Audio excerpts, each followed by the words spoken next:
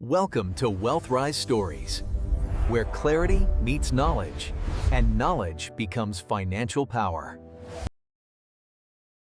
Have you ever stopped for a minute, just 1 minute, to really think about the way we live, the way we work, and most importantly, the way we move? I bet you, much like me, rarely pause long enough to wonder how this world functioned before paved highways, before the roar of engines, or even before city buses crisscrossed every major downtown. We take all of it as a given, don't we? But picture this for a moment. What would happen if one person, just one, could change the way the entire human race lives, works, and travels with nothing more than a single idea? An idea that might sound wild, unrealistic, maybe even impossible at first, yet has the power to reshape a civilization and redefine nearly every corner of society, its economy, its culture, its daily life. Take a look at this.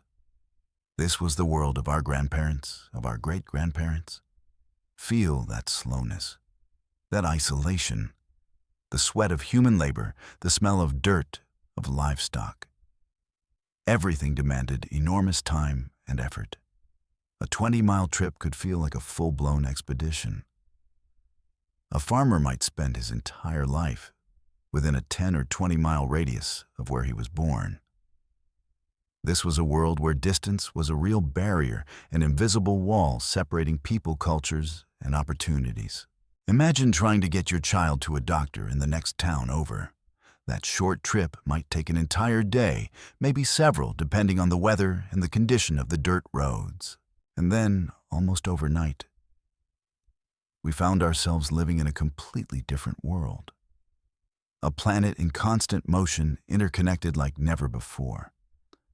From muddy paths and slow horse-drawn wagons, we transformed into a society where speed became king, where anyone could travel anywhere whenever they needed to. Cities exploded outward. Commerce boomed. Geographic borders blurred. Distance stopped being a barrier and became an invitation to explore. The convenience we enjoy today, the ease of movement we treat as obvious, where did it come from? What sparked this massive revolution?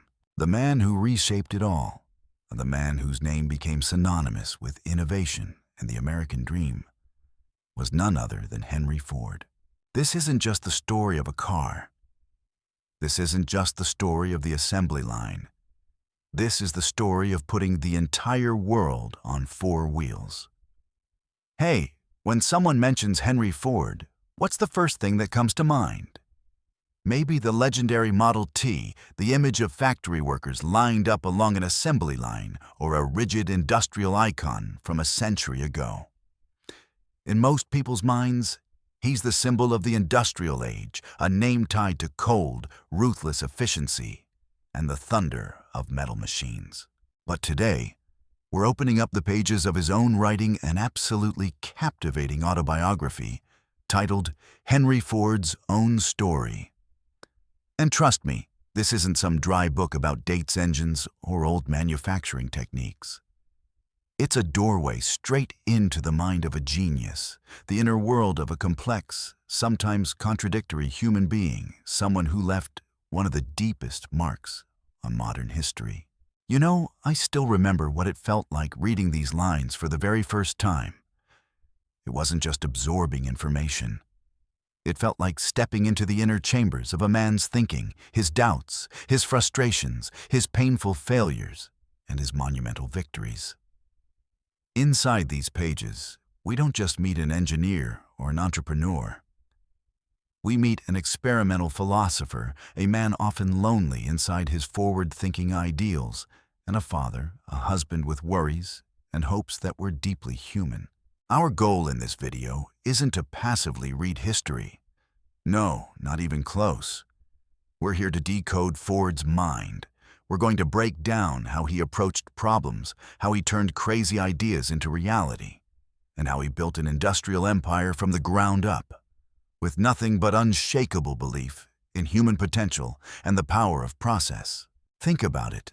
What made a farm boy with no formal degree dare to dream about putting the entire world on four wheels? What drove him to keep improving, keep optimizing until his product became a symbol of accessibility and equality?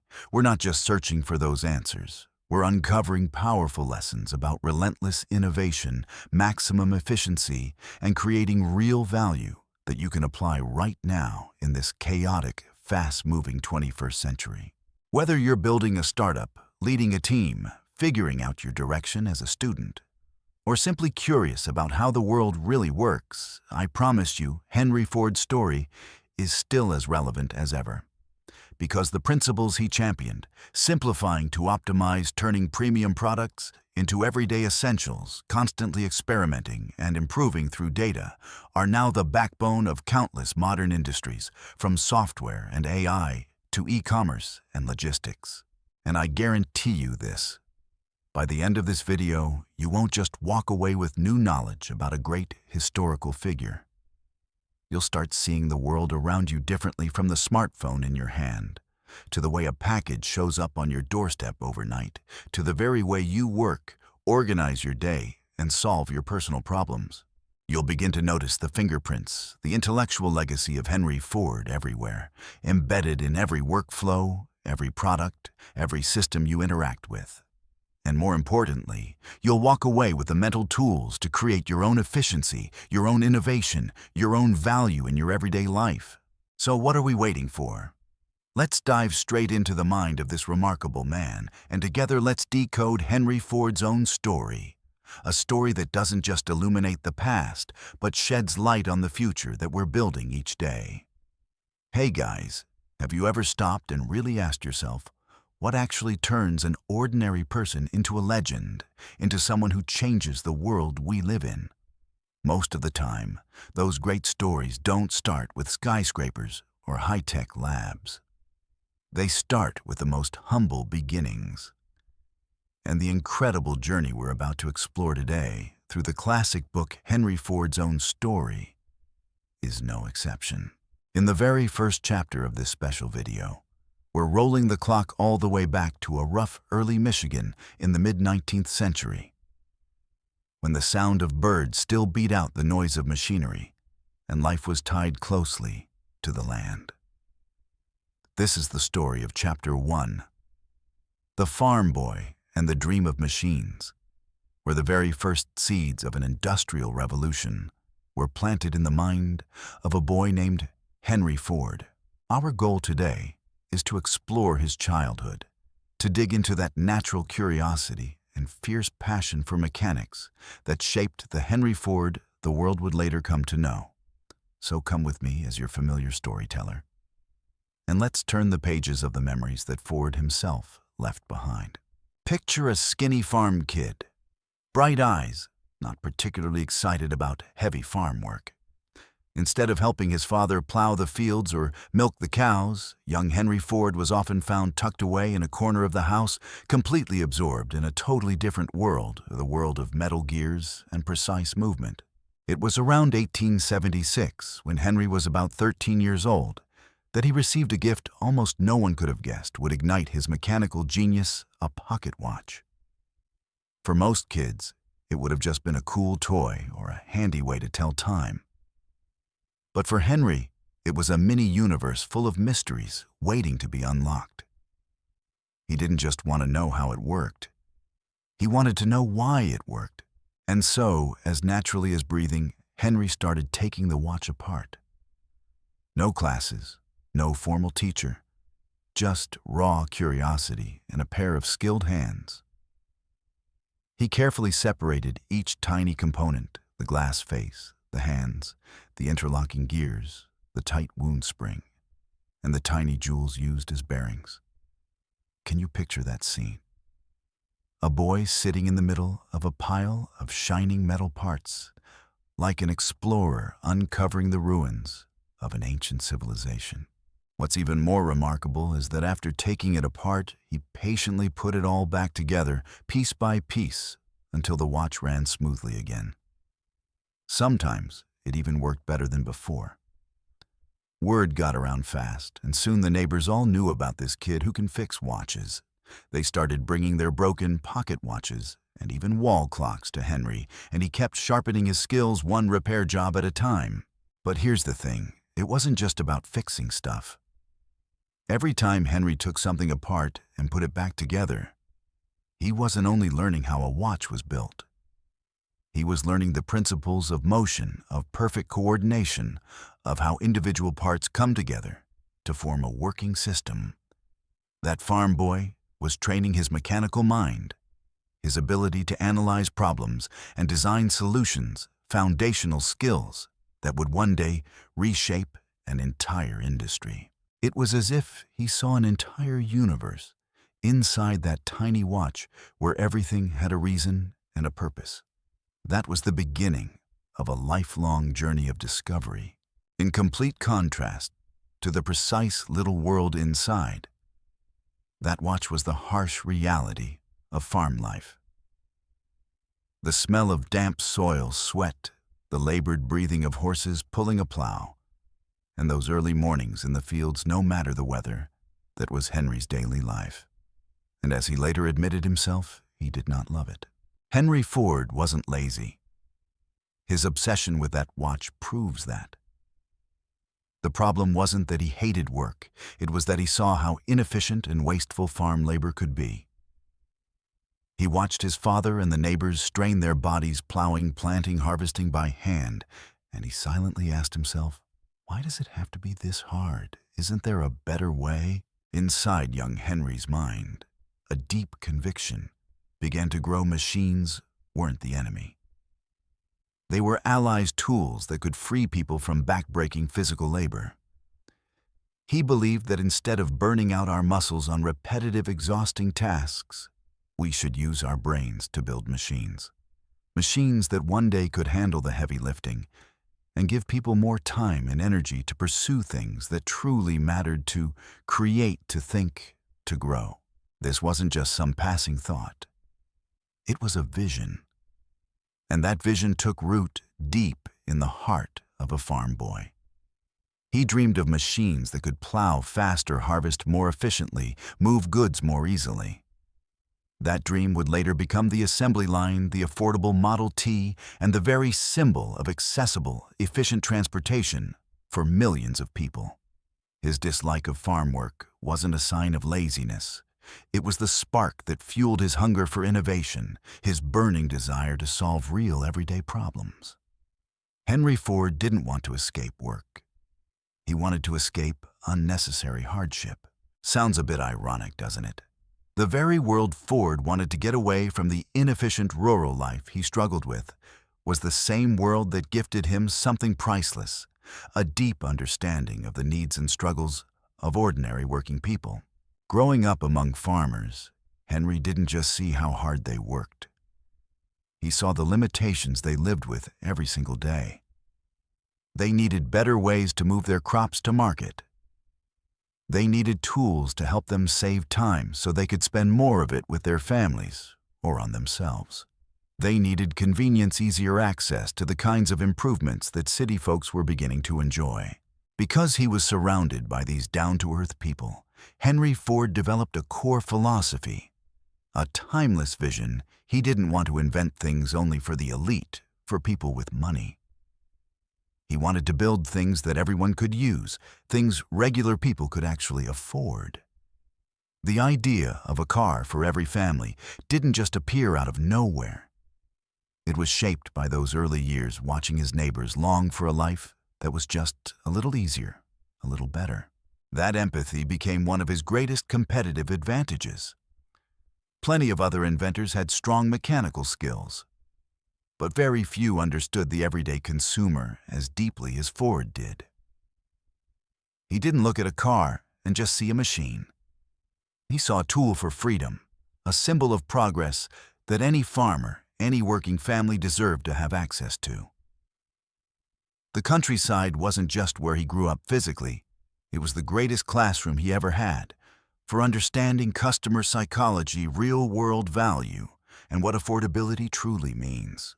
Sometimes the most valuable lessons come from the places we least expect, don't they? So, as you can see, Henry Ford's childhood wasn't just a phase of his life. It was the solid foundation that shaped everything he accomplished later. From a farm boy obsessed with taking apart watches to a young man frustrated with manual farm labor, yet dreaming of machines, to an industrial capitalist who deeply understood the needs of ordinary people. His natural curiosity about mechanics, his rock-solid belief that machines could free people, and his deep empathy for everyday workers, those were the seeds planted during his early years on that Michigan farm. We've seen how one small pocket watch sparked his creative fire, how the grind of farm work pushed him to seek better solutions, and how rural life taught him the true value of convenience and affordability for everyone. The lessons and experiences of his childhood didn't just point Henry Ford toward a career path. They gave him a unique vision and an unshakable resolve. He didn't just want to build cars. He wanted to create change, a revolution in how people live and work. Henry Ford's story isn't about random inventions. It's living proof of how the seemingly ordinary experiences of a person's early life can unlock extraordinary potential. This is the story of a farm boy carrying the dreams of a future engineer, a great inventor in the making. In the next chapter, we'll follow Henry Ford as he leaves the familiar farm behind and steps into a brand new world full of promise, where his earliest dreams will start to be tested and slowly become reality. Thank you for sticking with me through this fascinating first chapter. What do you think about Henry Ford's beginnings? Which part of his childhood impressed you the most? Drop your thoughts in the comments below, and don't forget to hit like and subscribe so you don't miss the next episodes in this series. See you in Chapter 2. First steps into the city and the hunger to learn. Alright, hi everyone, and welcome back to the channel. I hope you're ready for a brand new chapter packed with surprises and deep lessons from the extraordinary life of Henry Ford. In the previous chapter, we explored his early years, the inner drive and burning passion for machines that shaped one of the greatest industrialists in history. We saw a man with tremendous vision, but as we all know, the road to success is rarely paved with roses. Now we're going to dive into a part of Ford's story that doesn't get talked about as much, the less glamorous side, the rough patches, the setbacks that seemed like they could crush every dream he had. Together, we're going to unpack Chapter 2, Failure, and the birth of the Ford Motor Company. What's the goal of this chapter? It's to show you that sometimes the most painful failures become the strongest foundation stones for the greatest successes. Let's rewind time to the late 19th century, when Henry Ford, by this point, an experienced engineer with a promising homemade car called the quadricycle, was standing at the threshold of his business career. After his early success with the quadricycle, Ford's reputation began to spread among the wealthy elite and investors in Detroit. In 1899, the first big door opened. Ford secured financial backing to start his very first car company, the Detroit Automobile Company, DAC. Sounds like the perfect beginning to a new era, right? A brilliant engineer, strong financial support, what could go wrong? But hold on. Right from the very beginning, the seeds of conflict were already being planted. Henry Ford, with the soul of an engineer and inventor, was obsessed with perfecting the product. He wanted a car that was durable, reliable, easy to mass produce, and above all, the best it could possibly be. He was willing to spend time studying, testing, and improving every tiny detail. For Ford, quality and innovation were the guiding stars. The investors, however, saw things very differently. They were businessmen. Their top priority was profit. They wanted to see cars hitting the market, immediately generating revenue as fast as possible. In their eyes, every extra day Ford spent tinkering in the workshop was a day of lost potential profit. They pushed him to crank out cars as quickly as possible, even if the product wasn't truly ready. Imagine this. You're trying to bake a really great loaf of bread, crusty on the outside, soft and perfect on the inside. but your customer keeps pressuring you to pull it out of the oven early so they can rush off to work. What do you end up with? A disappointing loaf of bread and a very frustrated baker. That was the inevitable clash between Ford's long-term vision and patience, and the investor's hunger for short-term gains. Ford simply couldn't accept putting out a car that he felt didn't meet his standards. He refused to cut corners just to move faster. Tensions rose higher, and finally, after barely about 18 months of operation, the Detroit Automobile Company shut down in January 1901, a bitter failure. Ford lost his first company, but don't be discouraged just yet. Out of this failure, he took away a priceless lesson: the value of creative freedom and the importance of maintaining control over his own vision. An average person might have quit after a blow like that. But Henry Ford was not an average person. He was born to build cars, and he knew it. After walking away from DACE, he didn't fold. Instead, he did something that would reshape his future. He built a race car. The race car, called Sweepstakes, driven by Ford himself, pulled off a stunning victory in October 1901 when it beat Alexander Winton, the most famous racer in America at the time. That win didn't just bring Ford personal fame. It proved something crucial. Ford wasn't just a tinkerer. He was a genius engineer, capable of building some of the fastest and most reliable machines in the country. With his reputation now solid, investors came knocking again. This time they seemed more open-minded, and in November 1901, the Henry Ford Company was born. With more capital and bigger expectations, it looked like everything was lined up for a successful fresh start. But history unfortunately has a way of repeating itself.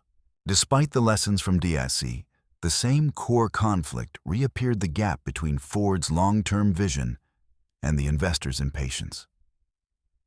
The investors wanted Ford to focus on building and selling the cars they already had. Ford, on the other hand, kept pouring his energy into new designs, better models, and continuous improvement. The breaking point came when the investors, frustrated and skeptical about Ford's pace, hired another well-known engineer, Henry M. Leland, to oversee production.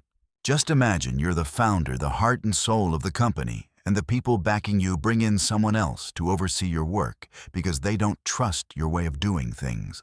For a man with Ford's pride and ironclad belief in his vision, that was an insult he simply couldn't swallow. Ford realized that if he stayed, he'd fall into the same trap all over again. He'd once again be chained to short-term goals and be unable to execute his bigger vision. So in March 1902, he did something very few people would dare to do. He walked away from the very company that bore his own name, the Henry Ford Company. And here's a fun twist: after Ford left, that company was renamed the Cadillac Automobile Company. Yes, that Cadillac. The legendary luxury car brand we all know today. It's pretty ironic that Ford's early failures became the roots of other major car brands.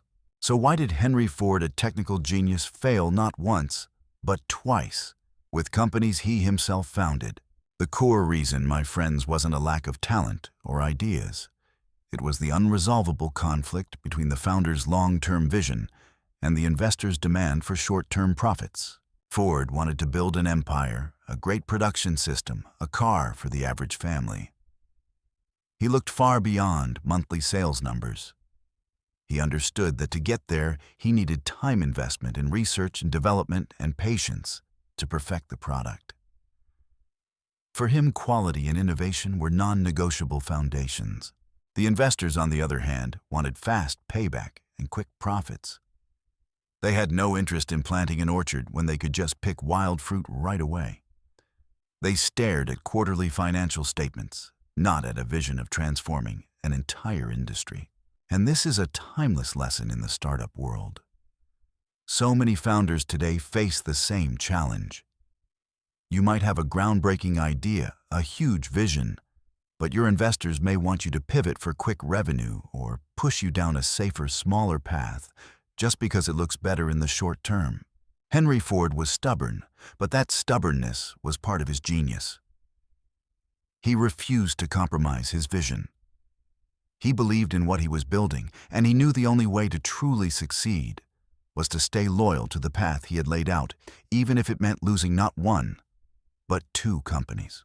So what do we learn from these sad chapters in Henry Ford's life? 1. Failure is not the end, it's a necessary part of the journey. 2 failures didn't break Ford. They sharpened his resolve, clarified his vision, and taught him lessons no school could ever teach. 2. Choosing the right partners is critical. This is a hard-earned lesson. Not every investor is a good partner. You need people who don't just put money in, but truly believe in your dream and share your core values and long-term outlook. Money is only one piece of the puzzle. Alignment in thinking is what keeps things sustainable. 3.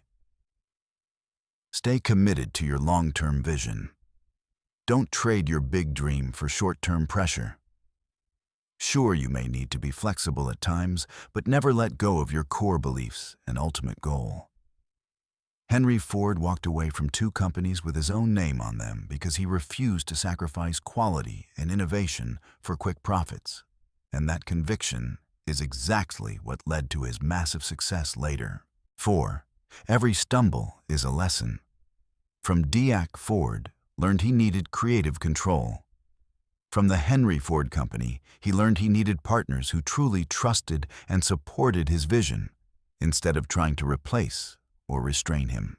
From the ashes of the Detroit Automobile Company and the Henry Ford Company, a new phoenix rose. This time, Ford walked in armed with experience and hard-earned insight. He knew what he needed, not just capital, but trust, patience, and shared vision. And so on June 16th in 1903, just a few months after leaving the Henry Ford Company with an initial capital of about $28,000 and the backing of a small group of investors who genuinely believed in him, the Ford Motor Company was officially founded. This time things would be different. This time Henry Ford would keep control. And this time he would change the world. What we've just walked through isn't just a story about business failures. It's a powerful testament to perseverance, self-belief, and the ability to learn from mistakes. Sometimes, to reach the mountaintop, you really do have to walk through the deepest valleys. In the next chapter, we'll explore the extraordinary rise of the Ford Motor Company, from its earliest cars to the mass production revolution, and how Henry Ford redefined what a car is and what modern industry could be. Thank you so much for listening. If you found this story engaging and meaningful, don't forget to hit like, share, and subscribe so you won't miss the next episodes. I'll see you in the next chapter. Welcome to Chapter 3, The Model T Revolution. The car for everyone in our journey through the life and legacy of Henry Ford. In the previous chapter, we saw Ford experimenting non-stop, constantly pushing boundaries. But all those efforts, the races, the early cars, were really just the warm-up act, the opening scene before a much bigger show.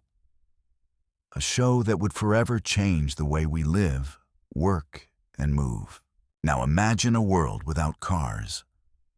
Or more accurately, a world where cars exist, but only for a tiny, ultra-wealthy slice of society. That was the reality of the early 20th century. My friends, at that time, the automobile wasn't a means of transportation. It was a toy. A luxury status symbol so complicated and so expensive that only the very rich could afford to buy it and had the patience to learn how to operate it and pay for constant maintenance. They were absurdly expensive, broke down all the time, and driving one required the skills of a test pilot more than those of an everyday driver. Each car was a handcrafted work of art, assembled with care. But that same craftsmanship sent the price straight through the roof. A single car might contain thousands of custom-made parts that couldn't be swapped between vehicles, turning repairs into a financial and technical nightmare. Picture this. You buy a car that costs as much as a house. And when it breaks down, you have to wait months for a special craftsman to make a single, one-of-a-kind replacement part just for your car. Sounds ridiculous, right? Henry Ford didn't think it was ridiculous. He thought it was wrong. He saw it as a massive waste of human potential. And he had a vision powerful enough to transform an entire society. He said, and this is one of his most famous quotes, a line that I believe helped shape the 20th century. "I will build a motor car for the great multitude. It will be so low in price that no man making a good salary will be unable to own one and enjoy with his family the blessing of hours of pleasure in God's great open spaces." Henry Ford, or put more simply, I'm going to build a car for the great multitude. Anyone will be able to afford it, and everyone will have one. Sounds simple, doesn't it? But at that time, this was a statement so bold, it bordered on insanity.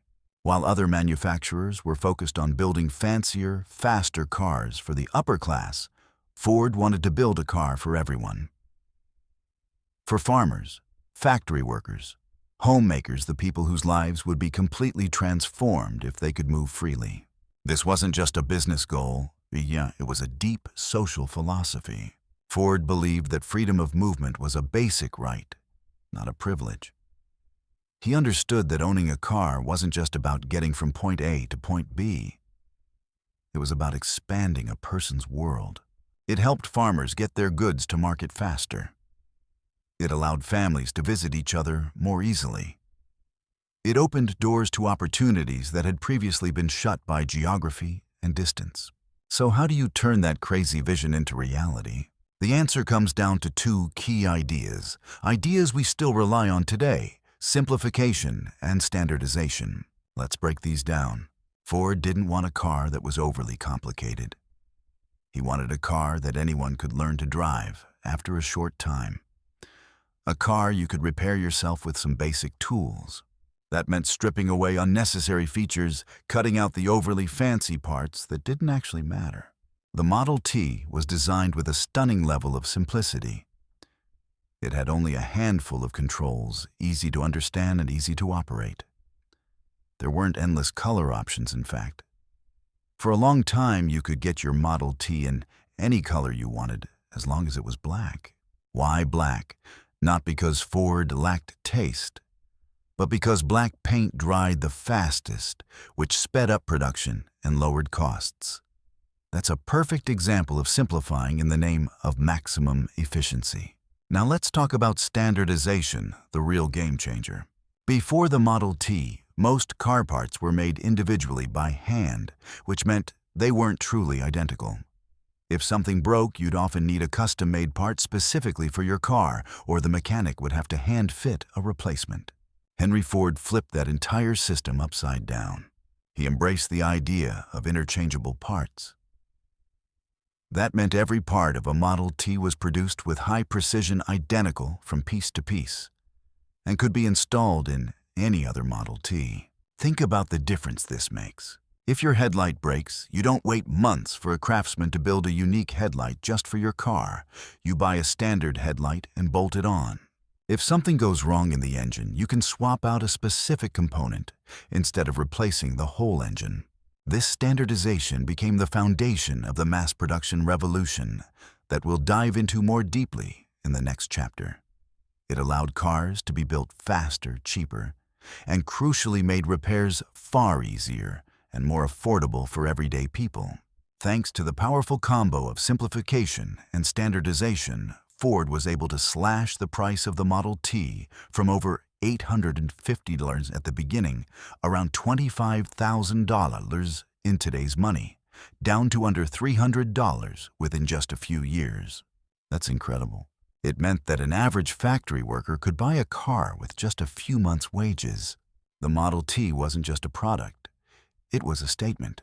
It proved that you didn't have to be rich to enjoy convenience and freedom. It took the dream of personal transportation and dragged it down from the pedestal of privilege to the level of everyday life. It ushered in a new era of independence and connection. What I find truly admirable about Henry Ford isn't just his engineering brilliance, it's his social vision. He saw unmet demand not in the elite, but in the everyday person. He dared to go against the grain, refusing to build a product for a niche luxury market, and instead chose to democratize an entire technology. And that is the story of Henry Ford's breakthrough vision and the Model T, the car for everyone. A car that wasn't just a vehicle, but a symbol of innovation, of breaking barriers, and of a powerful belief in the value of simplicity and accessibility.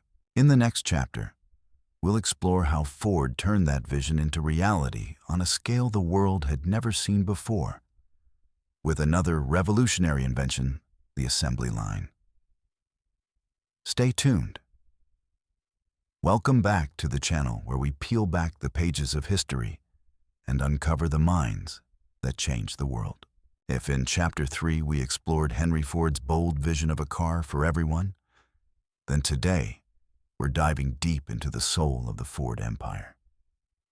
An idea that not only turned that vision into reality, but completely transformed how the world manufactures goods. I'm talking about the moving assembly line. To truly appreciate the greatness of the assembly line, we need to step back for a moment and look at how things worked before it existed. Picture this before Henry Ford and automobile production looked like one giant craft workshop. Each car was its own personal project, assembled by a team of highly skilled craftsmen. These workers moved around the shop dragging tools and parts from station to station. One person might build the chassis, another would install the engine, another would paint the body. The process required expertise, precision, and of course, a lot of time. To fully assemble a single car could take around 12 hours, sometimes even more. That's why cars remained a luxury item reserved for the upper class. It was a slow, expensive, inefficient system, completely incompatible with Ford's dream of a car for the great multitude. So how did a farm boy, later a self-taught engineer, come up with an idea that would change global manufacturing? The answer comes from a place no one expected: Chicago's meatpacking plants. Sounds a bit grim, right? But it's the truth. Ford observed how slaughterhouses processed animals. Instead of workers walking from carcass to carcass, the animals were hung on hooks and moved along overhead rails. Each worker stayed in place and performed a single specialized task.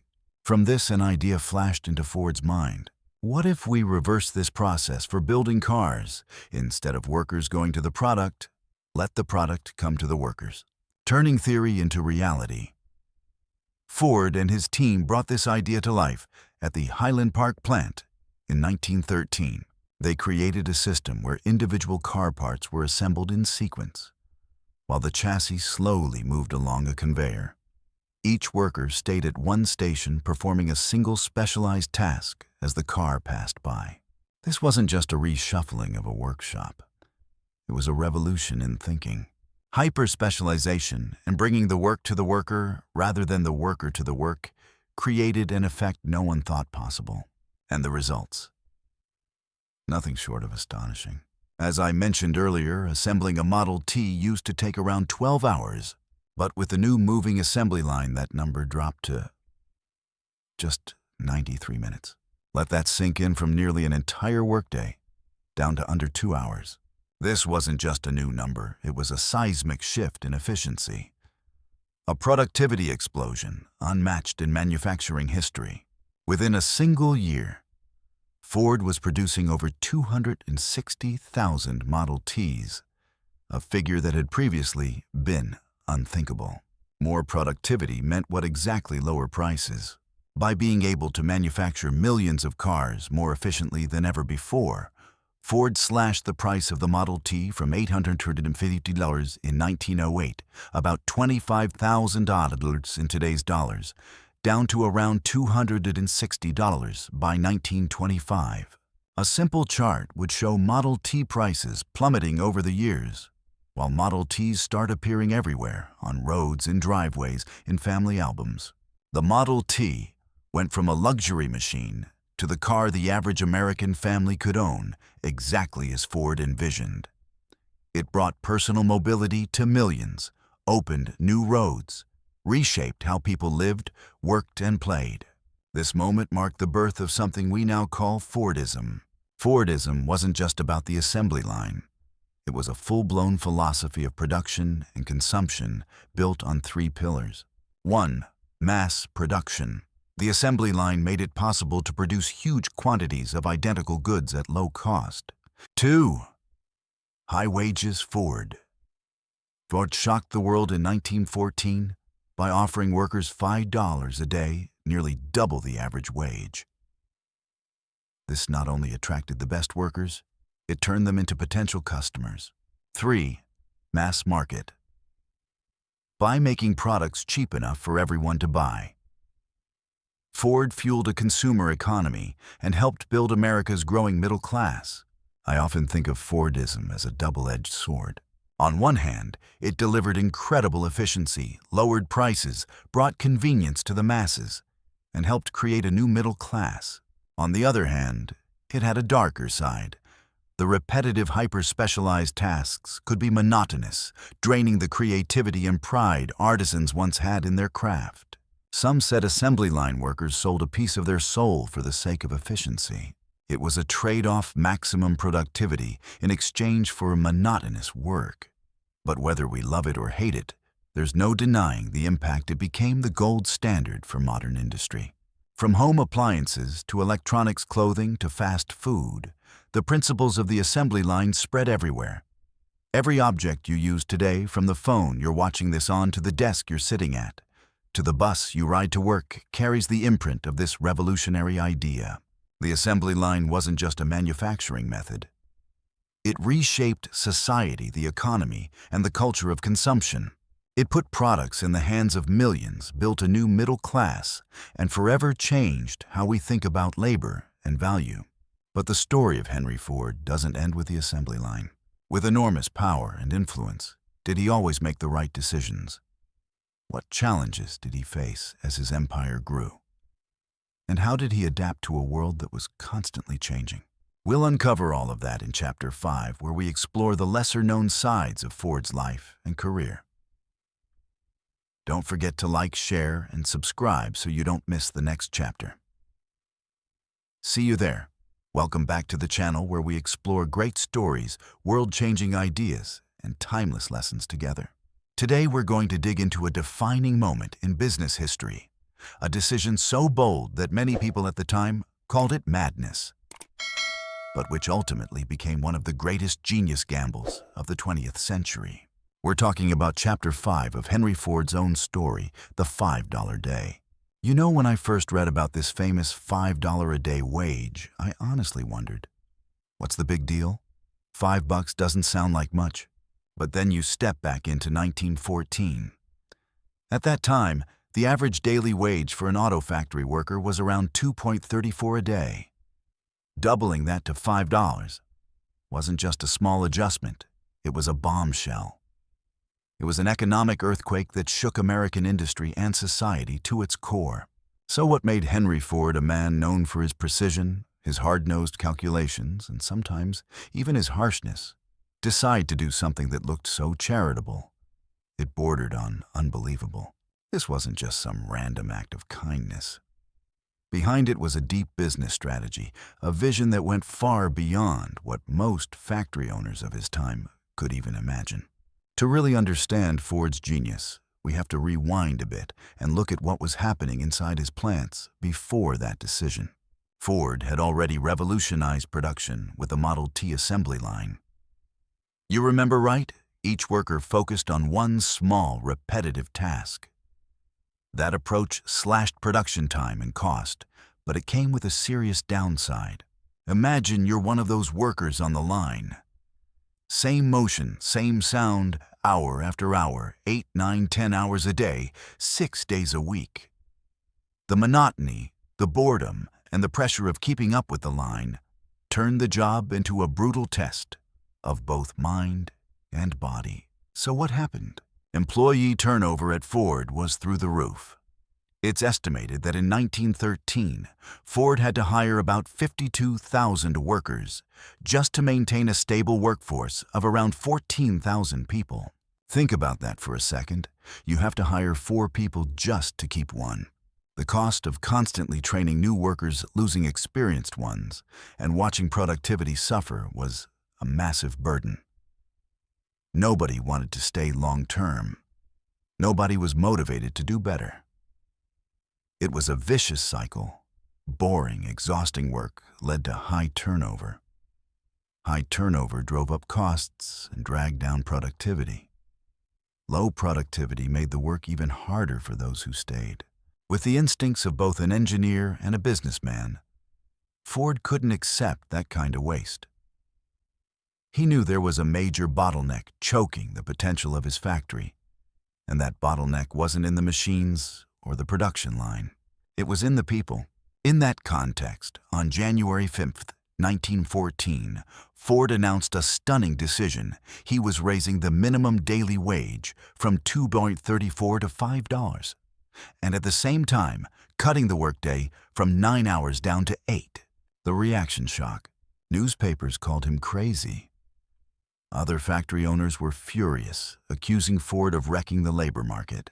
They were terrified that their workers would quit to go work for Ford. But Ford wasn't crazy. He was a strategist and a visionary. His philosophy can be summed up in one famous line: if you pay a man well, he'll be able to buy the product he's making. Sounds simple at first, doesn't it? But think about how radical that was. At the time, cars were still considered a luxury item. Even the Model T, which was far cheaper than other cars, was still out of reach for most factory workers. Ford realized something fundamental. As if he wanted to sell millions of cars, he didn't just need people to build them, he needed people who could afford them. By raising his workers' wages, Ford turned them from mere laborers into potential customers. He was literally creating a market for his own product. This wasn't just kindness. It was master-level market strategy. It was an investment in the future of his company and, in many ways, the future of the American economy. He was planting seeds, and he knew those seeds would grow into loyal customers. So what happened next? The impact of that decision was massive and far-reaching, not only for Ford Motor Company, but for society as a whole. Stabilizing the workforce and boosting productivity. Almost immediately, thousands of people lined up outside Ford's plant, begging for a job. Turnover dropped dramatically. Instead of having to hire 52,000 people to keep 14,000, Ford suddenly had a stable, loyal, experienced workforce. With higher pay, workers had a real reason to stay, to work harder, to improve, and to master their roles. Productivity shot up. Training costs fell. Product quality improved. Ford proved that paying higher wages wasn't just an expense. It was an investment that delivered enormous returns. 2. Turning workers into consumers and Ford customers. At $5 a day, Ford's workers weren't just surviving, they could actually save and spend. They started buying things only the better off had enjoyed before: nicer clothes, better food, and most importantly, they could realistically dream of buying a Model T. Ford created a kind of self-reinforcing economic loop. He paid good wages. Workers bought his cars. His company grew. He could keep paying good wages. That was a revolutionary concept. 3. Helping build a new middle class. Ford's move triggered a domino effect across America. To compete and keep their workers, other companies were forced to raise wages too. That helped fuel the rise of a broad middle class with real purchasing power. The American economy grew rapidly as consumption increased. Cars stopped being toys for the rich and became everyday tools for millions of families. That in turn reshaped city suburbs and the entire rhythm of American life. When I got to this part of the book, I was genuinely captivated. This isn't just dry economic history, it's a masterclass in vision, boldness, and big-picture thinking. Ford wasn't just chasing short-term profit. He was building an ecosystem, one where the prosperity of his workers, his company, and his country were all connected. Henry Ford's $5 day stands as powerful proof that sometimes the decisions that look the craziest on the surface turn out to be the most brilliant. It didn't just change how cars were made. It changed how people thought about the relationship between owners and workers, about the role of business in society, and about the power of investing in people. It's a reminder that in business, humanity and smart strategy don't have to be opposites. In fact, when they work together, they can create a force strong enough to change the world. Thank you for joining me in exploring one of the greatest genius gambles of the last century. In the next chapter, we'll dive into the challenges Ford faced as his empire expanded and whether the principles he set in motion were truly preserved over time. Welcome back to our journey through the life and legacy of Henry Ford, a man who reshaped the world in ways few could have imagined. If in the previous chapter we explored Ford's extraordinary determination and his gift for turning ideas into reality, then today we're diving into a principle that arguably defines his entire career. A business philosophy that more than a century later still holds its power and remains something many companies today struggle to truly embody. That principle is service first, profits follow. It sounds simple, right? But let's be honest, in the modern business world with quarterly earnings, pressure, fierce competition, and the relentless pursuit of shareholder value, how many leaders truly dare to put service above profit without worrying about the bottom line? Henry Ford did. And he didn't just preach it, he built an industrial empire on it. So what was Ford's core philosophy? He believed that the purpose of a business wasn't to make money. The purpose of a business was to serve society, to create value, to improve people's lives. And profit was simply the byproduct, the natural result of serving well, not the destination, just a milestone along the way. Let's go deeper into Ford's own words. He openly shared this perspective. Once he said something that still feels shockingly modern. I'll quote it directly. "The purpose of a business is to create a customer, not a profit." Sound familiar? Many people misattribute this idea to Peter Drucker, one of the greatest management thinkers of all time. But long before Drucker, Henry Ford lived by this principle. Think about it.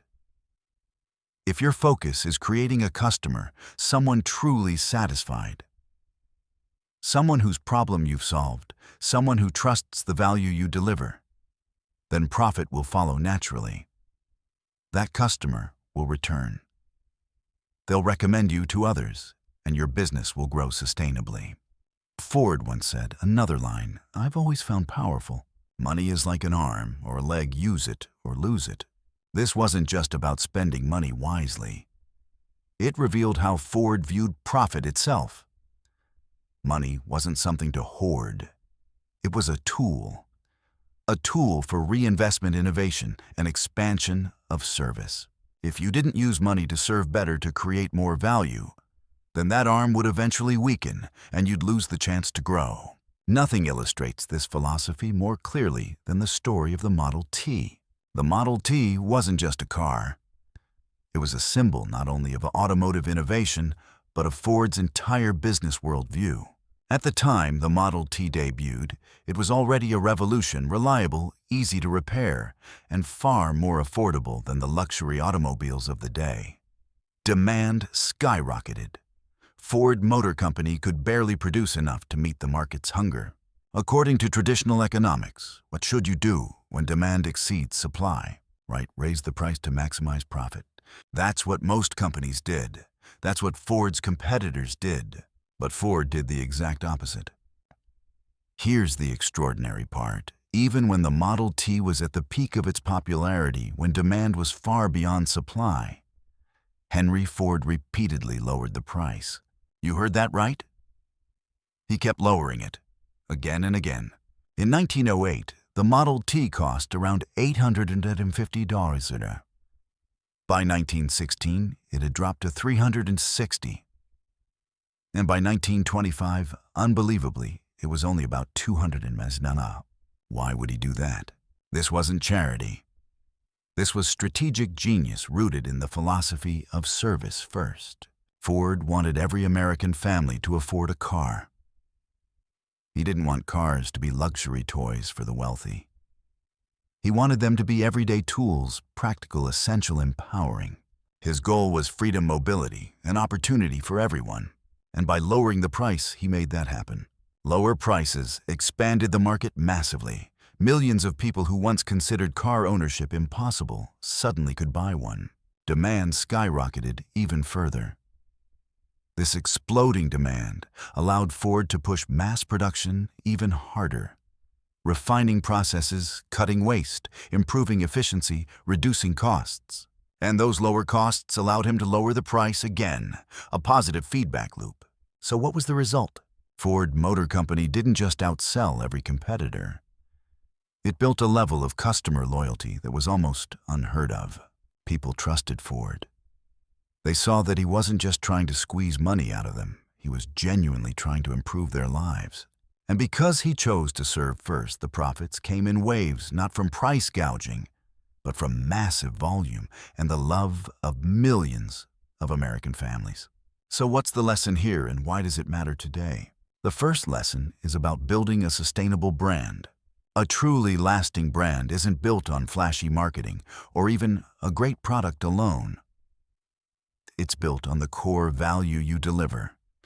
It's built on the trust that you are working to serve your customer, solve their problems, improve their lives, not simply extract value from them.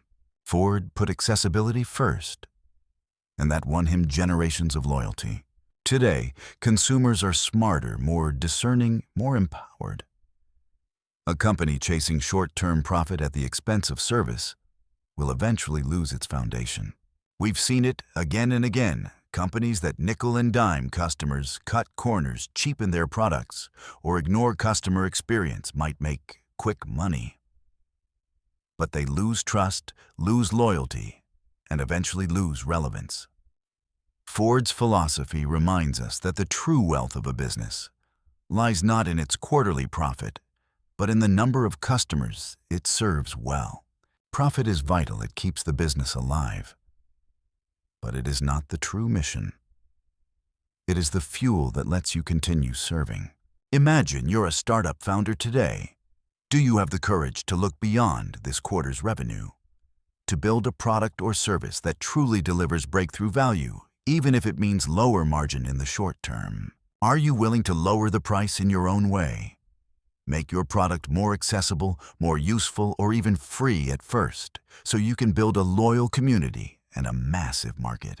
Ford's philosophy isn't just a business tactic. It's a reminder of the social responsibility of business.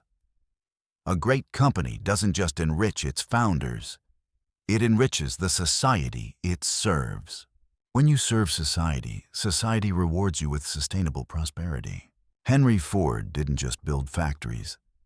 He built a culture rooted in service. And that culture helped him survive countless challenges, turn crazy ideas into reality, and leave behind a legacy that still guides the world today. In the next chapter, we'll explore another crucial aspect of Ford's success, the creation of a production system so astonishingly efficient that it helped him drive prices even lower and place the Model T into the hands of millions. Thank you for listening. See you in the next chapter of Henry Ford's own story. Welcome back to our journey into the life and legacy of Henry Ford, a man who reshaped the world in ways few people of his time could have imagined. If in the previous chapters we stood in awe of a brilliant innovator, someone who turned the dream of a car in every driveway into reality, who transformed the way we move, work, and even live, then it's very possible that by now some of you see Ford as a flawless hero. A man of extraordinary vision, a remarkable leader who boldly challenged outdated rules to create a new future, right? But here's the thing. The life and career of any great historical figure are never painted in nothing but bright, glorious colors. In fact, sometimes it's the shadows, the contradictions, the darker corners that give us the key to understanding the full picture. The almost unbelievable complexity of a human being.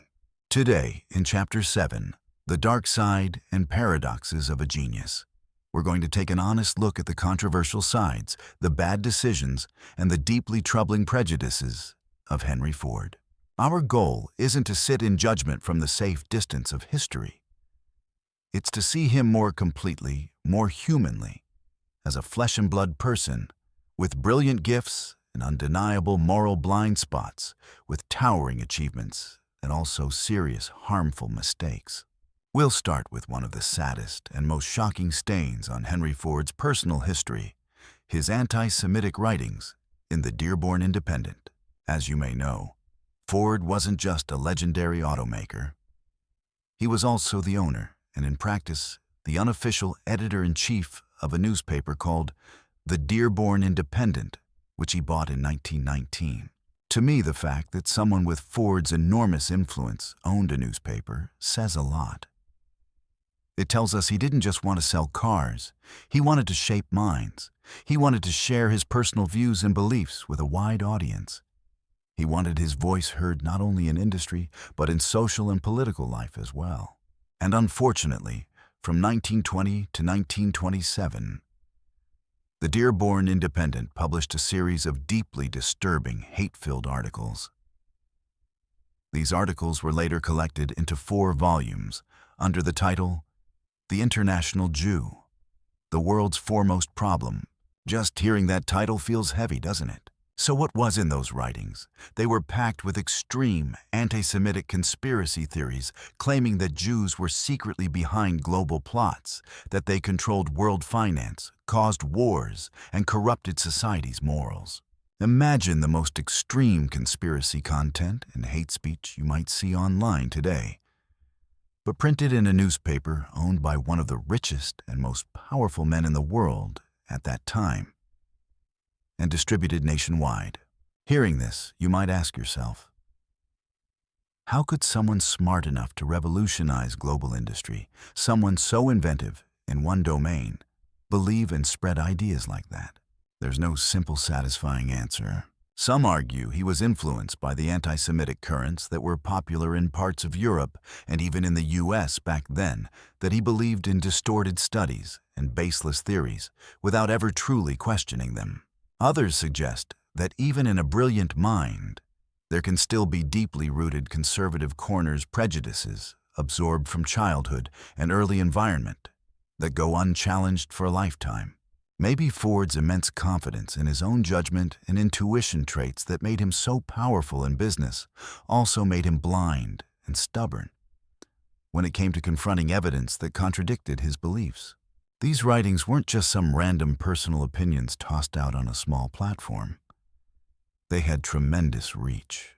The Dearborn Independent was widely distributed, and it was even sent out through Ford dealerships across the country. Dealers were strongly encouraged to sell or hand out the paper to their customers. There were even rumors that if you wanted to buy a Model T, you were encouraged to subscribe to the paper as well. That tells us something important. Ford didn't just passively allow these ideas to spread. He actively used his massive business network and brand power to amplify them, to make them part of what Ford represented. Naturally, this sparked intense backlash. Jewish communities across America protested organized boycotts of Ford products and spoke out forcefully against the newspaper's content. There were lawsuits, including a major libel suit brought by Jewish journalist Herman Bernstein. Eventually, in 1927, under heavy public pressure from Jewish organizations and the legal system, Henry Ford was forced to issue a public apology. He acknowledged that the content published in the paper was false and announced that the Dearborn Independent would cease publication. Whether that apology reflected a true change of heart or was mostly a strategic move to protect his public image and business empire is still debated. But either way, it was an admission that what had been printed was wrong and harmful.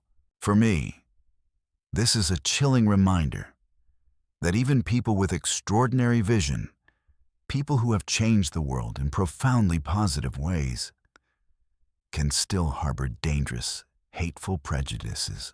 Greatness in one area does not guarantee moral clarity or wisdom in every part of life. It shows that power and influence, when not guided by ethics and empathy, can become extremely dangerous. Now let's shift to another deeply controversial aspect of Ford's legacy, one that reveals a different side of his authoritarian mindset, his tight control over the private lives of his workers. Think back to what we discussed about the $5 day, a groundbreaking step, a revolutionary wage policy for that time. Ford believed that for his workers to deserve that generous pay, they needed to live in a way he considered proper, responsible, and efficient, not just in the factory but at home. To enforce this in 1914, he created something called the Sociological Department. The name sounds noble, almost like a social welfare agency. But what did it actually do? This department, staffed with more than 100 investigators, basically company inspectors, made unannounced visits to workers' homes. They checked everything. Was the wife cooking and keeping the home clean? Were the children attending school regularly? Did the worker drink too much, gamble, or have other bad habits? What did the family finances look like? Were they saving money or drowning in debt? Were they renting out rooms to boarders, and under what conditions? If a worker was found to have a lifestyle that didn't match Ford's standards, whether moral, financial, or even related to basic hygiene, he could lose the $5 wage and be pushed back down to the basic pay rate. In some cases, he could be fired altogether. Just picture this. After a long, exhausting day on the assembly line, under relentless pressure to keep up with the pace, you go home. And then a company inspector shows up at your door to judge whether you're worthy of your paycheck. Every private detail, what you eat, how you spend your money, your personal habits, how you run your household can be monitored, recorded, and evaluated. It's a massive invasion of privacy, completely at odds with the idea of personal freedom that so many people cherish, isn't it? Ford believed that by controlling his workers' personal lives, he was not only creating a more efficient and disciplined workforce, but also helping them become better citizens, more reliable, more respectable, more solid. He wanted to turn his workers into idealized role models based on standards he defined. This is paternalism taken to the extreme. A world where the employer doesn't just provide jobs, but claims the right to dictate morals, lifestyle, and even what happiness should look like. Ford wanted total control not just over the assembly line, but over the lives of the people running it. This creates a powerful contradiction, a painful paradox. On one hand, Ford was a pioneer of high wages, opening doors for millions of people to live more comfortably, to buy goods that had once been reserved for the wealthy. On the other hand, he robbed those same people of a basic freedom, the right to live their lives their own way. He wanted them to be better off financially, but in a way that fit his values. He wanted them to drive cars, but preferably the ones he made. He wanted them to live good lives as defined by Ford's standards. It's hard not to feel a chill when you think about this level of control. It clashes directly with the spirit of individual liberty that many Americans hold dear, and it offers a hard lesson about how far businesses should or should not go in shaping the personal lives of their employees. It reveals another side of Ford, a deeply forceful, even authoritarian personality, not just in business strategy, but in his views on society and human behavior. And that leads us to the third and central theme of this chapter, the deep, almost irreconcilable contradiction within Henry Ford, the clash between the visionary innovator and the man with rigid, sometimes frighteningly reactionary beliefs. Let's lay Henry Ford back on the ideological operating table and take a clear look at the whole person. On one side, we see a visionary genius who revolutionized manufacturing with the assembly line, drove down car prices so far that millions of ordinary families could afford one, pioneered high wages, helped create a thriving middle class in America, and turbocharged the growth of an entire industry. His contributions to material progress are undeniable. We've spent many chapters exploring them. On the other side, we see a man who clung to hateful, outdated anti-Semitic prejudices and used his media empire to spread them. We see a man who tried to control not just his workers' hours, but the most intimate corners of their lives, convinced he knew what was best for them, and willing to impose that vision at the cost of their personal freedom. How do these two images coexist in one person? How can the blinding light of innovation and the deep darkness of prejudice and control live side by side? That's exactly what makes Henry Ford such a complex and controversial figure. Maybe the very same fierce decisiveness, the absolute confidence in his own vision, the traits that made him such an unshakable innovator, were also the roots of his rigidity, his lack of tolerance, and his failure to question his own biases. Maybe he was in part a product of his time, raised in a world with narrow views where prejudice was common. But even in that era, there were people who were more progressive people who dared to question what everyone knows. Ford, for all his brilliance, seems not to have pushed himself past certain mental boundaries.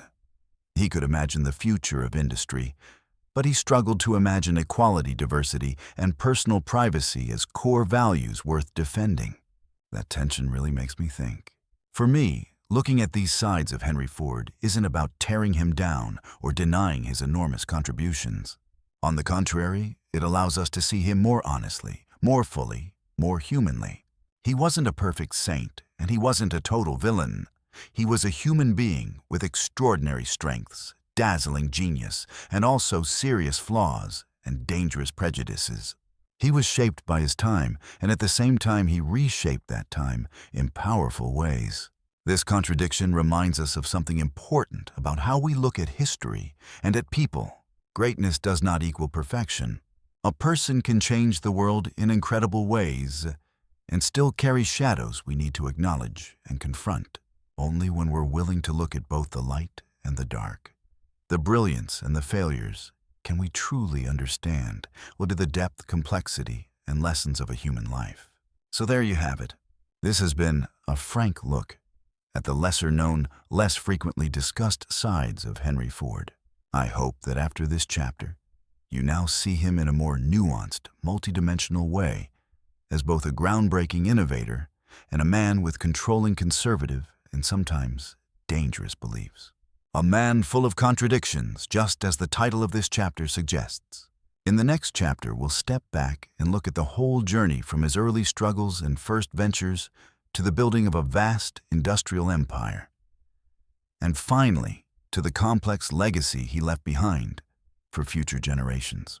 We'll pull together the key lessons from this turbulent, impactful life and the marks Henry Ford left on the world that still haven't faded. Awesome. Welcome back to the channel. We've gone on a long journey together, exploring the life-bold decisions and inner struggles of Henry Ford through Henry Ford's own story. From a country boy with a burning love for machinery to the founder of one of the greatest industrial empires in the world, we've watched him face hardship, push through obstacles, and relentlessly chase his dream. But today, in this Chapter 8, we're not going to talk about what Henry Ford did anymore. We're going to talk about what he left behind, or more precisely, how his legacy has shaped the very world we live in today in ways that even he himself probably couldn't have fully imagined. We're going to wrap up by looking at the deep and lasting impact Henry Ford has had on our economy, our culture, and the structure of modern society.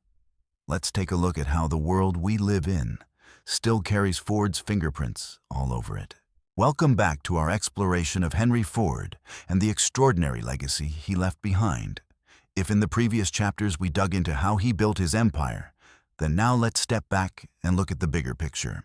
I believe that to truly understand Henry Ford is not just to understand a historical figure, but to understand an architect, someone who, whether by design or by accident, laid the foundation for many parts of modern life as we know it. Just imagine for a second, what if Henry Ford had never appeared? Or what if his vision stopped at building expensive cars only for the elite? What would our world look like today? It would almost certainly be very different. Because more than just creating a car, Ford created a philosophy, a production model, and an entirely new way of living. And that is his greatest legacy. 1. The impact on consumer culture and the rise of the middle class. The first and probably the most obvious thing Henry Ford changed is how we consume and how our society is structured. Before Ford, The automobile was a luxury toy, a symbol of extreme wealth. But his vision was different. He wanted the car to be a common, everyday tool, something the average family could afford. And the Model T was the embodiment of that vision. With its price dropping year after year, the Model T brought the dream of owning a car within reach of millions of ordinary workers. This wasn't just a manufacturing revolution, it was a cultural one. Suddenly, people didn't just dream about having a roof over their heads. They dreamed about a car parked in the driveway. The car became a symbol of freedom, progress, and a better life. But Ford didn't just sell cars. He created people who could buy them. His decision in 1914 to raise wages to $5 a day, roughly double the going rate at the time, didn't just help him keep good workers. It also helped create a whole new class of consumers, Ford's own workers, and then millions of workers in other industries. As companies followed his example, became part of the first modern middle-class people who could actually afford the very products they helped produce. This transformed the economy. We went from an economy that largely served the few to an economy built on mass consumption. Factories didn't just produce more. There were now more people able to buy what those factories made. This wave of consumer demand didn't stop at cars. It spread to household appliances, clothing, packaged foods, almost everything. Products were now made in huge quantities at lower prices, specifically to serve a fast-growing middle class. To me, this reveals something fascinating. Sometimes the boldest business decisions end up having the deepest social consequences. Henry Ford didn't just create a product, he helped create a market. And more than that, he helped create a social class capable of driving that market forward. It became a self-reinforcing loop. Mass production created mass consumption, and mass consumption justified even more mass production. That's why we can say that today's consumer culture and the rise of the modern middle class carry a huge piece of Henry Ford's legacy. 2. The growth of the suburbs and the highway system. If the automobile changed, how we consume it also changed how we live and how our cities are designed. Before the car, people mostly lived in dense cities close to where they worked and where essential services were. But when the Model T became common, it brought a level of mobility the world had never seen. Suddenly, people weren't limited to walking distance or streetcar lines. They could live farther from the city center, where land was cheaper, space was bigger, and there was room for a yard and a swing set for the kids. That's what fueled the explosion of the suburbs. Families began moving out of crowded urban centers and into quieter, more spacious neighborhoods. A new lifestyle emerged: work in the city, live in the suburbs, and commute by car every day. And of course, to support this new way of living, a massive infrastructure had to be built. Think about it today. You can drive almost anywhere thanks to modern roads and highways. That didn't just appear by accident. The huge increase in car ownership put enormous pressure on governments to build and improve road networks. We went from bumpy dirt roads to paved streets, to the complex interstate highway systems we see today. This highway network doesn't just connect city to city. It connects suburbs to each other and to downtowns. It became the backbone of the economy, allowing goods to be shipped quickly and people to move more freely than ever. Of course, this legacy has a downside too. Our dependence on cars has led to traffic jams, pollution, and the decline of public transit in many places. Suburbs, while offering better living space, can also create isolation and make people dependent on cars for almost everything. Personally, when I'm driving down a modern highway, I often find myself thinking about Henry Ford. He didn't build those roads himself, but his vision of a car for every home created an irresistible demand for a vast transportation network. His legacy isn't just the car, it's the entire built environment and the way we interact with the spaces we live in. 3. The legacy of Fordism in modern global manufacturing. Finally, and maybe most profoundly, Henry Ford's deepest legacy is his production philosophy, what later came to be known as Fordism. This wasn't just about the assembly line. It was a complete system: mass production, Standardization. Highly specialized division of labor. High wages so workers could afford the products they made. Think back to what we discussed about the assembly line and its incredible efficiency. Ford took the principles of Frederick Winslow Taylor's scientific management and turned production into a series of simple, repeatable steps. That didn't just speed things up, it slashed costs.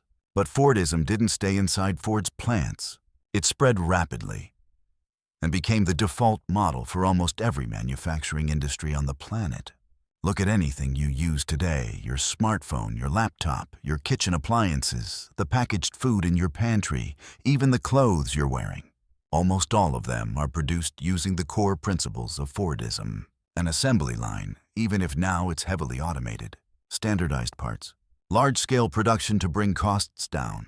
Even modern concepts like lean manufacturing or just-in-time GT production, though developed to fix some of Fordism's problems like waste and rigidity, are still built on the same foundation, optimizing the production process.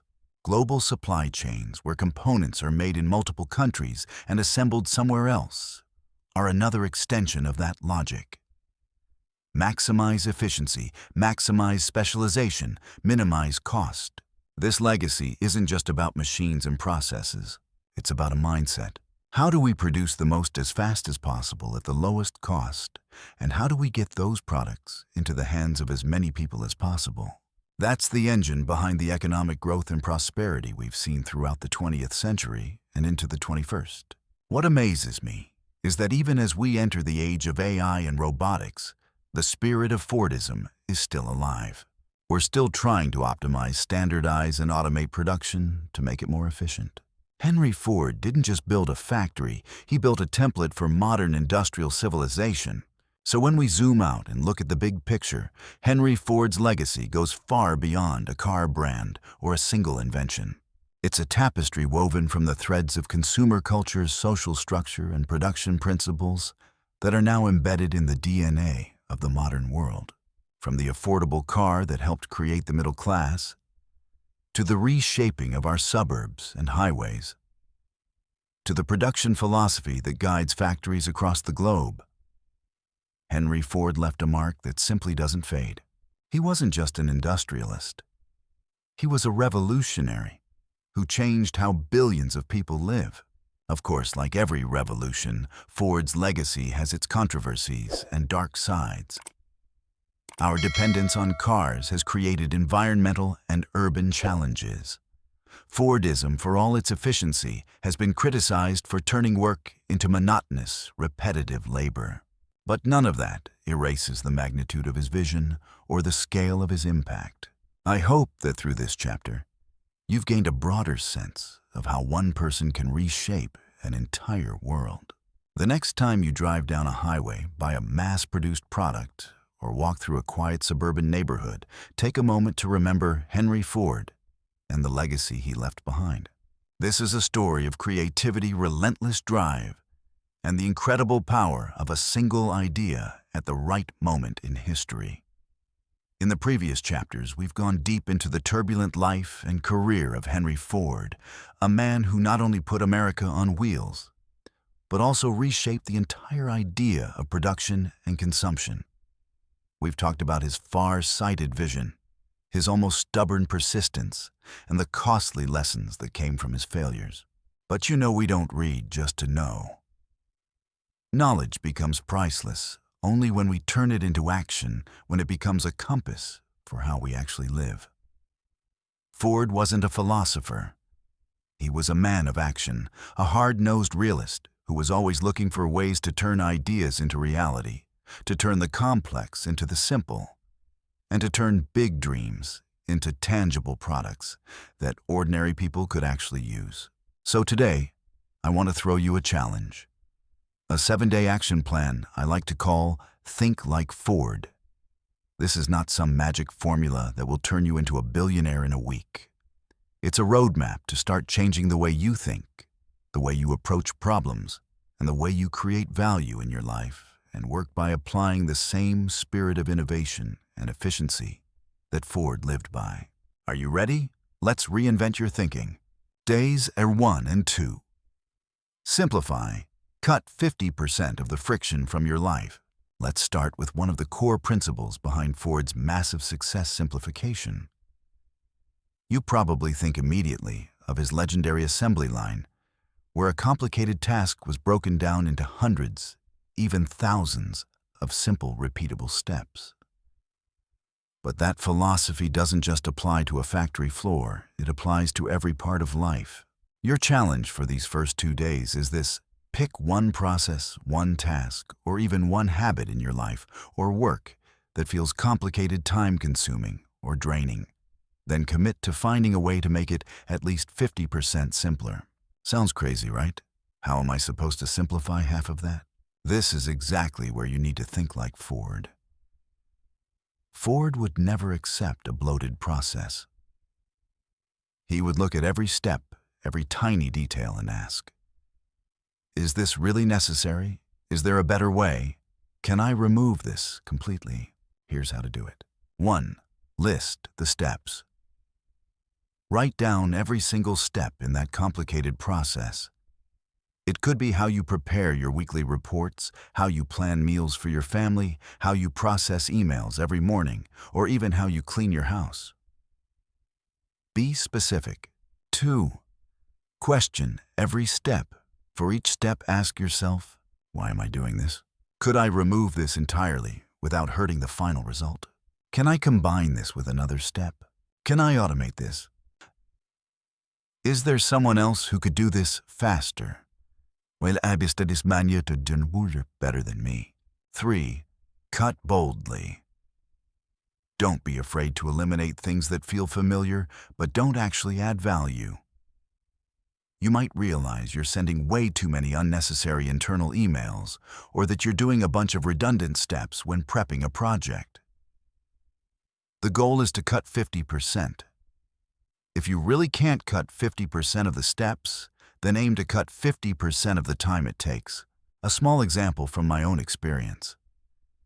When I first started creating content on YouTube, the process of researching, scripting, filming, editing, and uploading felt like a maze. At the beginning, I did everything manually. I'd spend hours hunting for images, then more hours tweaking tiny details in the edit. When I applied Ford's Simplify mindset, I started asking, is there a tool that helps me find images faster? Do I really need to fine-tune every single graphic to perfection? The result, I found quality-free image libraries, built a reusable library of graphic elements I use over and over, and simplified my content review process. I'm not saying I cut my time in half, but I easily reduced my effort by 30%, and the final product still looks professional. Try it. These 2 days aren't just about working more efficiently. They're about training your brain to see problems from a totally different angle. Days 3 and 4, optimize, remove friction, and speed up your flow. Once you've had the courage to simplify, it's time for the next phase, optimization. The difference is subtle, but huge. If simplification is about removing what doesn't belong, optimization is about making what does remain as smooth, fast, and efficient as possible. Ford didn't just simplify assembly. He constantly looked for ways to make workers walk less, to keep tools within arm's reach, to make materials arrive at exactly the right place, at exactly the right time. He optimized every moment, every millisecond. Your challenge for these 2 days is this: pick one daily habit. It could be your morning routine, how you prepare lunch, how you check information, or how you interact with co-workers. Observe it closely, as if you were a scientist analyzing a chemical reaction. Your goal is to eliminate unnecessary steps, reduce friction, and save time and energy you didn't even realize you were wasting. Here's how to do it. 1. Choose and observe. Pick a habit you do all the time. Pay attention to every move, every thought involved in it. Ideally, record yourself on your phone or take detailed notes as you go. 2. Identify bottlenecks and friction. How long do you spend looking for your keys each morning? Do you have to walk back and forth constantly to grab things when cooking? Is there a step where you always end up waiting or repeating something? 3. Rearrange and fine-tune. Reorganize your space. Put things you use often where they're easiest to reach. Create kits. If there are items you always use together, coffee setup, work documents, gym gear, group them into a kit you can grab and put away quickly. Automate small tasks. Use autofill timers, reminders, shortcuts. Reduce decision fatigue. Wear similar outfits like Steve Jobs or Mark Zuckerberg. Prep as much as you can the night before. My own example. My morning routine used to be chaos. I'd walk from the bedroom to the kitchen, grab the kettle, wait for the water to boil, go to the living room to get the coffee machine, back to the kitchen for beans, grind them. Way too many steps. I optimized it by getting a coffee maker with a programmable timer, prepping the beans in the grinder the night before, keeping my mug right next to the machine. These tiny tweaks saved me at least 10-15 minutes every morning. More importantly, I stopped feeling lazy about making coffee. The whole flow became smoother, and I had more energy for things that actually matter. Optimization isn't about doing more work. It's about working smarter with less wasted effort and energy. Days 5 and 6. Service first thinking. Let value lead. Let money follow. This is one of the deepest lessons Henry Ford left us, and also one of the most misunderstood. A lot of people think Ford only cared about mass production to make more money, but at the core of his thinking was service. He didn't ask, how do I squeeze as much profit as possible out of a car?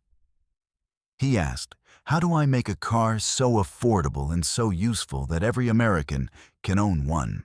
He believed that if you create real value, if you solve big problems for a lot of people, then money will naturally follow as a side effect. Your challenge for these 2 days is this. Instead of asking, how do I make money from X? Flip the question to how do I create the greatest possible value for others through X? This mindset shift is powerful enough to completely change how you approach work, relationships, and even your personal goals. Here's how to apply it. 1. Identify who you're serving. It could be your customers, co-workers, your boss, your family, your friends, or a community you're part of. 2. Practice deep empathy. Put yourself in their shoes. What problems are they facing? What do they really want? What actually matters most to them? What would truly make their life easier, better, or happier? 3. Brainstorm value. Based on that empathy list, at least 10 ways you could create serious value for them. Don't limit yourself to what you're already doing. Think beyond your current box. If you're in sales, instead of trying to close, act, how can I help this customer solve their problem in the best way possible, even if that solution isn't my product? If you're an office worker, instead of just finishing your own tasks, ask, how can I help my team crush this project? If you're a parent, instead of only providing material things, then how can I raise a confident, happy, responsible human being? At one point, I was stuck on the question, how do I get this channel to make money quickly from ads, sponsors, etc.? But I realized that if I focused on money, my content would always hover around good enough. When I switched to asking, how can this content truly help inspire or deeply serve the viewer, everything changed. I spent more time researching, telling more honest stories, and offering more original perspectives. The surprising thing was, when I focused on creating value, people felt it. They trusted more. The channel grew, and financial opportunities started showing up naturally. A service-first mindset isn't self-sacrifice. It's a strategic investment in relationships, reputation, and long-term growth. Trust me, when you change the question, you change your world. Day 7. Look ahead. Dare to imagine a breakthrough future. Ford wasn't just a man of his time. He was a man ahead of his time. He didn't sit around waiting for the market to demand a cheap car. He pictured it and then built it. He didn't just tweak what existed. He redefined an entire industry.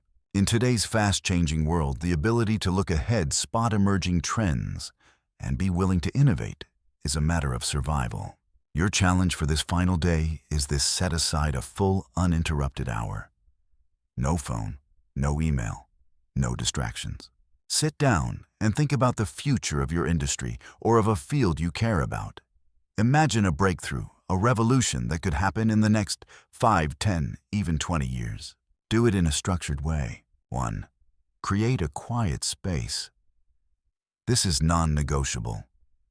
Find a place where you can truly unplug from noise and interruptions. 2. Brainstorm without limits. What technologies are about to explode?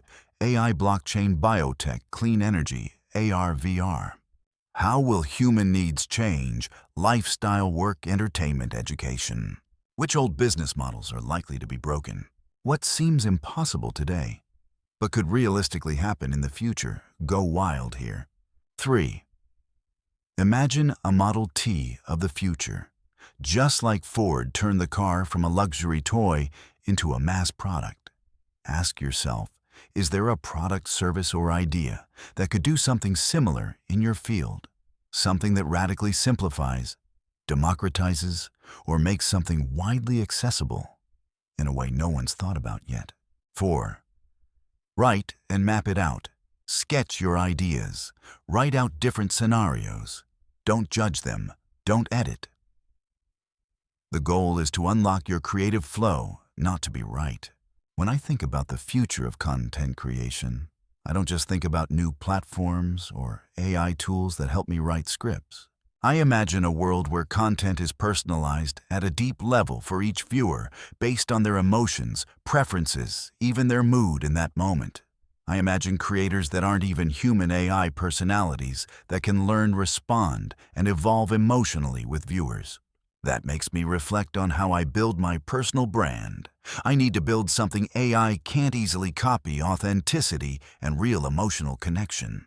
It also pushes me to learn about AI, so I can use it as a tool, not be replaced by it. This 7th day isn't about finding the final answer. It's about stretching your vision, training your strategic and creative thinking, and getting yourself ready for what's coming instead of being blindsided by it. Let Ford inspire you to be someone who creates the future, not just someone who reacts to it. And that's our 7-day action plan, Think Like Ford. We've gone through days 1 and 2. Simplify a complex process. Days 3 and 4, optimize a daily habit. Days 5 and the 6.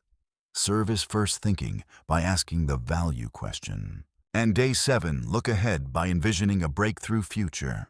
Henry Ford wasn't just an inventor or an entrepreneur. He was a man of action-oriented ideas, a doer who turned big concepts into reality and changed millions of lives. By applying his core principles to your own life, you won't just become more efficient, you'll also increase your ability to create real impact. Don't treat this as a dry checklist. Think of it as an adventure, a game where you're the main player, and the prize is a better, more creative version of yourself. Even a small step is still a step forward. Start today, and I'd love to hear how it goes for you. What did you manage to simplify? Which habit did you optimize? What new kind of value did you discover you could create? And what kind of future did you imagine? Share your thoughts and actions in the comments below so we can learn from each other and keep inspiring this community. If you enjoyed this video and want to dive into more lessons from other great minds, don't forget to hit like, share, and subscribe so you don't miss what's coming next. Awesome. We've just taken a deep dive into the extraordinary story of Henry Ford. Pretty inspiring, right? From an ambitious mechanic to the pioneer of the modern auto industry, Ford left us with more than just cars. He left us with a set of powerful lessons. And now, after walking through the most inspiring pages of Henry Ford's own story together, it's time to distill the essence. The goal of this section is to boil everything down into 3 core lessons, 3 gems that I believe each of us can take with us and apply to our own journey. Let's walk through the 3 key takeaways from Henry Ford's legacy.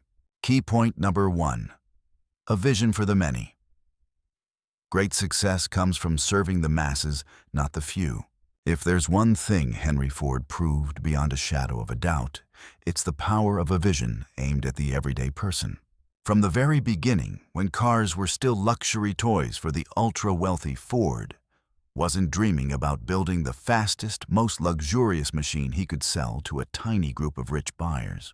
No, his vision was much bigger and much bolder.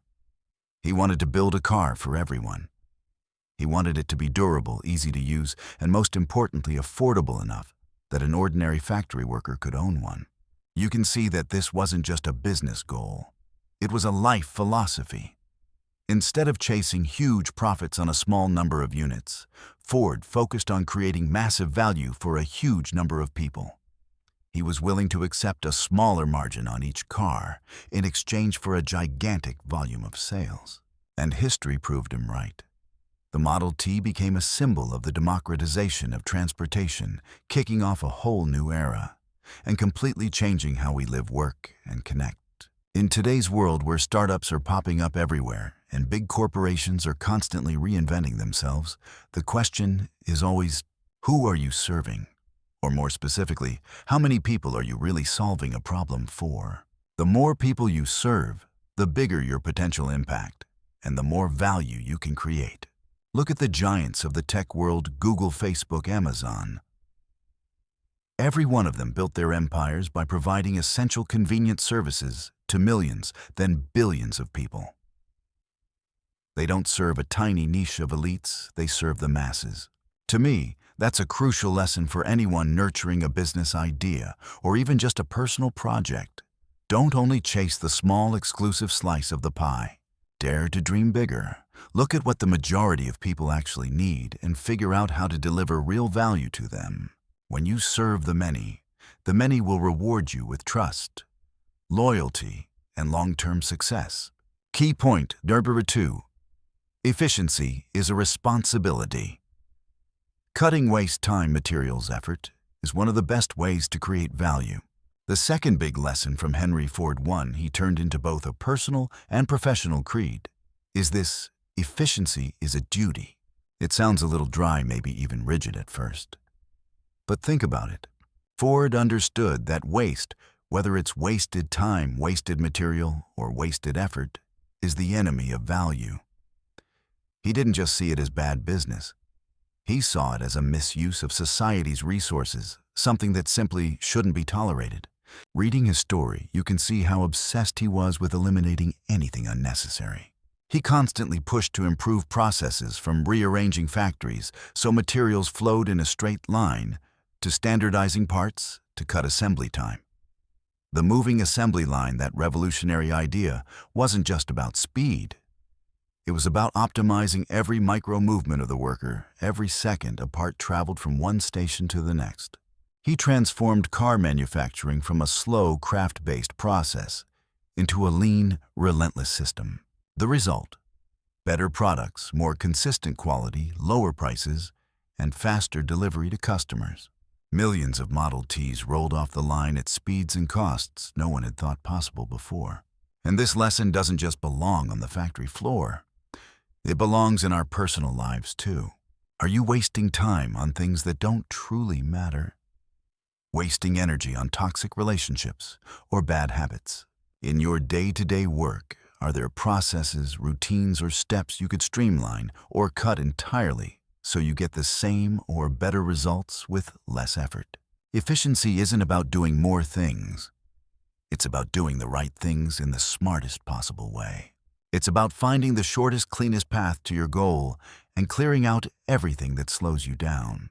Every unnecessary action, every wasted piece of material, every minute idled away is a small weight holding you back from your full potential. Ford taught us that eliminating waste is a responsibility not just for profit's sake, but for the sake of creating real value in the world. Key point number 3. Invest in people. A well-paid workforce becomes your most loyal customer base. And finally, the third lesson, and honestly the one I admire most about Henry Ford because it completely flipped the script on the business mindset of his time: invest in people. In 1914, when most factories were paying very low wages and treating workers like interchangeable machine parts. Henry Ford shocked the business world by announcing a wage of $5 a day, a huge amount back then, almost double the going rate in the industry. You can imagine the reaction. Insane. How can anyone pay that much and stay in business? But Ford wasn't insane. This wasn't just generosity. It was a brilliant strategy, a long-term, big-picture view of the relationship between labor and the marketplace. A workforce that's paid well will work harder, stay longer, care more. And just as important, they'll become ideal customers for the products they're helping to build. Think about it. When Ford paid his workers more, he wasn't just buying loyalty and productivity. He was helping create a whole new class of consumers who could afford the very Model Ts they were assembling on the line. That's a beautiful economic loop. Pay people well. They become stronger, more stable consumers. They buy your products, your company grows. You can keep paying people well. This lesson is still just as relevant, maybe even more so today. A company that genuinely takes care of its people, creates a healthy environment, and pays fairly will always attract and keep better talent. Happy employees don't just work harder, they innovate more, support each other more, and naturally become the company's best brand ambassadors. And it applies to our personal lives too. Investing in yourself, your skills, your health, your education, your relationships may look like cost at first. But in reality, it's capital. It's the foundation that compounds over time and opens doors you can't even see yet. The more you invest in your core value as a person, the more valuable you become to the world. To me, it's a beautiful chain reaction. You give value. You receive value. Ford showed that business doesn't have to be a cold, ruthless game of squeezing every penny out of everyone. It can be an ecosystem where every part, owners, workers, and customers can grow and benefit together. So there you have it. These 3 lessons: a vision for the many, efficiency as a duty, and investing in people, aren't just the secret sauce behind Henry Ford's success. They're timeless principles for anyone who wants to create real impact, build something meaningful, or simply live a more intentional life. Ask yourself, which of these can you start applying to your own life or work today? Sometimes the most valuable lessons come from stories that seem old, but are still quietly shaping the world we live in right now. And that's the story of Henry Ford, a man bold enough to dream big, brave enough to fail, and relentless enough to turn an idea that once seemed outrageous into a revolution that shaped the entire 20th century. From a small workshop filled with non-stop experiments, he created the Model T, not just a means of transportation, but a symbol of accessibility, of freedom, and of a future that only the wealthy had been able to imagine before. Ford's story isn't just about cars. It's about the power of an idea. It's about turning the impossible into the possible. It's about the grit required to push through every obstacle. It's a reminder that inside each of us lies the potential to change the world, whether in the smallest way or on the grandest scale. So, what about you? After hearing Henry Ford's journey, I'm sure there's something stirring inside you too. An idea, a vision, a quiet ambition you've been carrying around. If Henry Ford had his Model T, then what is the Model T you want to create for this world? It might not be a car at all. It could be a groundbreaking business idea, a solution to a social problem, a piece of art that moves people, or simply a new way of approaching your own life. Don't hesitate, scroll down to the comments and share your breakthrough idea. I can't wait to read your thoughts, your dreams, and the big visions you hold inside. Who knows, maybe your story will be the spark that lights someone else's fire. Let's make this a space where ideas can fly freely and where we inspire one another. And if Ford's story, this journey from setback to extraordinary success, sparked something in you, even just a little flame, then don't forget to hit the like button. It's how you let me know that these kinds of stories matter to you, and trust me, It's a huge motivation for me to keep digging, researching, and sharing more powerful narratives like this. And more than that, if you want to continue exploring the minds of the greats, the people who shaped the world and left behind unforgettable legacies, make sure to subscribe to the channel. Because every like and every subscribe isn't just a number, it's a signal that we're learning together, growing together, and diving deeper into the brilliance of human thought, one story at a time. That's how we build a community of people who hunger for knowledge and innovation. So join us, don't miss the next journey. Speaking of brilliant minds and earth-shaking stories, we have to talk about someone who will make you reflect deeply, maybe even feel a bit of heartbreak. If Henry Ford is the symbol of persistence and turning massive dreams into reality, then our next figure represents the other side of genius, a man whose inventions changed the world, but whose life was filled with personal tragedy and decades of obscurity. So don't miss next week's video, where we'll explore the life and legacy of Nikola Tesla, the forgotten genius, a scientist whose vision shaped the modern world in ways most people don't even realize yet. His name was never honored the way it deserved to be. I've been incredibly excited putting this episode together, and I believe it will give you a completely new perspective on who Tesla really was.